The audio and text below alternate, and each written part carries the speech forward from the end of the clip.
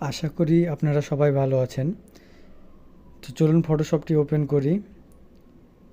এরপর আমাদের যেইখানে ছবিগুলো আছে সেইখানে থেকে ছবিগুলো ওপেন করব।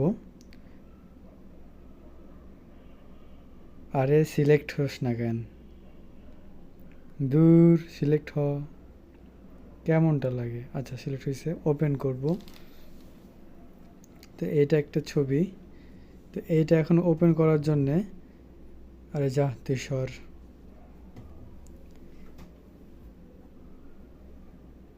একটা ব্যাকগ্রাউন্ড লেয়ার নিয়ে নিব। এরপর লেসো টুল সিলেক্ট করে যেটি আমরা রিমুভ করতে চাচ্ছি সেটি সিলেক্ট করব। এরপর মাউসের রাইট বাটন ক্লিক করে ফিলে যাব। ফিল থেকে কন্টেন্ট ওয়্যার,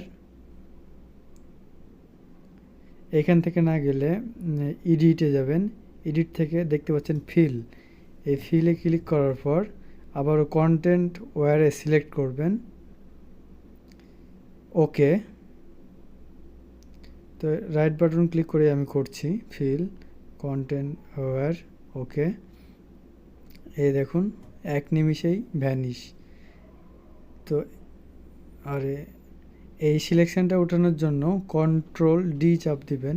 এবার দ্বিতীয় ফটোতে যাই, আবার লেসো টুল সিলেক্ট করে এটা অবজেক্ট হিসাবে সিলেক্ট করবেন।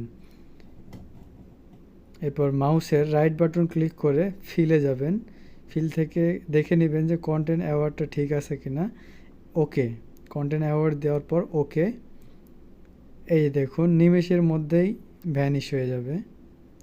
তো এইটাকে ডিলিট করার জন্য কন্ট্রোল ডি প্রেস করব।